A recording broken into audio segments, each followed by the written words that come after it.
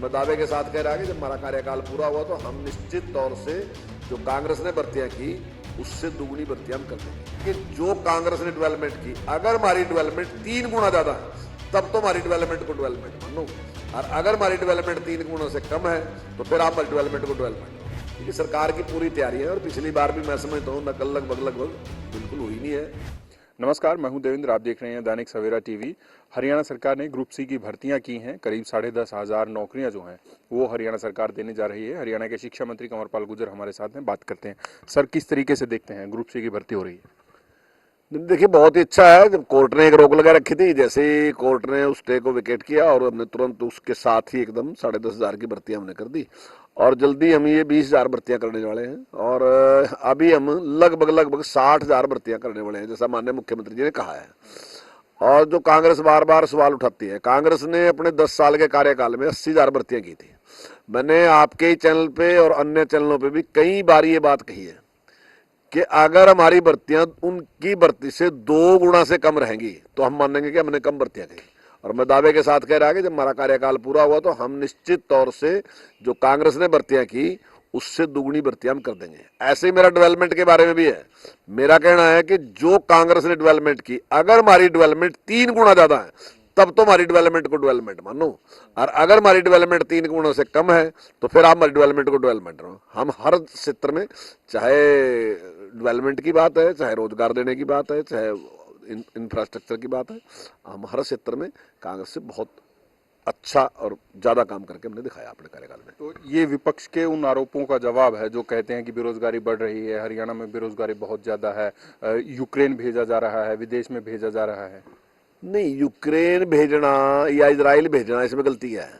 अभी बहुत बड़ी एक समस्या रही है। अब जिन लोगों ने बाहर जाना उन्हें जाना ही जाना है, तो कुछ ऐसे लोग हैं जो गलत तरीके से उनसे पैसे लेते हैं। अब भेजना उनको इजराइल है, भेज दूसरे देश में दिया, या यूक्रेन भेजना, भेज दूसरे देश में दिया, तो कई बार वो समस्या आती है। थाने में भी समस्या आती है जी, पैसे ले लिए और वीजा लगा नहीं है, इस प्रकार की बहुत सी समस्या आती है। तो अगर सरकार उसमें अपना काम करेगी तो मैं समझता हूँ उसमें पारदर्शिता आएगी। सरकार जहां किसी को भेजना वहीं उसको सरकार भेजेगी, और जो जाने वाला है उसको भी एक आत्मविश्वास होगा कि भाई मेरा काम को सरकार इसमें सरकार का रोल है और सरकार इसको करवा रही, तो निश्चित तौर से सही होगी, उसके पैसे भी कम लगेंगे। तो इसमें सरकार ने गलत क्या किया? ये तो हर चीज में ऐसे ही कहते हैं कि भाई सरकार उनके सहयोग के लिए आगे आएगी। मैं बता रहा हूँ, आम आदमी पार्टी आरोप लगा रही है कि जिन देशों में युद्ध छिड़ा हुआ है, जहां से सभी देश अपने नागरिकों को बुला रहे हैं, आप वहां पर भर्ती करने के लिए बच्चों को, हरियाणा के युवाओं को भेजना चाह रहे हैं। नहीं, हमने किसी से जबरदस्ती कहा क्या वहां जाने के लिए? वो तो जो लोग जाना चाहते हैं वही तो जाएंगे ना जी। जो लोग वहां जाना चाहते हैं, हम ना भी करें तो फिर भी वो तो जाना चाहते हैं। तो हमने किसी को ये नहीं कहा कि आप इजराइल चले जाओ, हम किसी को नहीं कह रहे इजराइल चले जाओ। अगर कोई आ रहा तो हम उसका उस टाइम में सहयोग करेंगे, ना कि हम किसी को इजराइल भेजने के लिए बैठे हैं उसके लिए हम प्रयास कर रहे हैं कि भाई इजराइल जाओ, हम तो नहीं किसी को कह रहे। अगर कोई जाना वाला है तो अगर वो हमारे से सहयोग लेना चाहता है, अगर वो चाहता है सरकार से सहयोग लेना, तब सरकार उसका सहयोग करने के लिए तैयार है, ना कि हम भेजने के लिए उसके लिए। 10वीं 12वीं के बोर्ड के एग्जाम होने हैं, किस तरीके की तैयारियां हैं? देखिए, सरकार की पूरी तैयारी है और पिछली बार भी मैं समझता हूँ नकल लगभग बिल्कुल हुई नहीं है।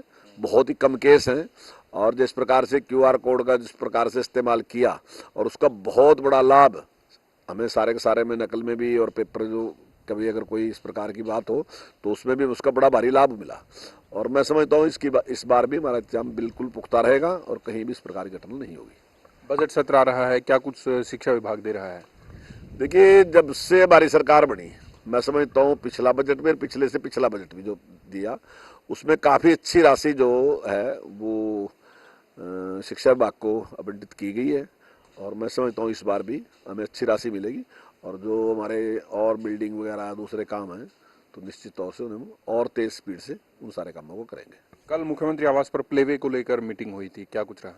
देखिए, माननीय मुख्यमंत्री जी ने पहले ही घोषणा की थी इसकी कि 4,000 जो है प्लेवे हमने खोल दिए और 4,000 प्लेवे स्कूल में और खोलेंगे। तो हम उसके लिए प्रयासरत हैं कि ताकि जल्दी से जल्दी 4,000 स्कूल खुल के और वो अपने कार्य को शुरू करें। चलिए, बहुत बहुत शुक्रिया।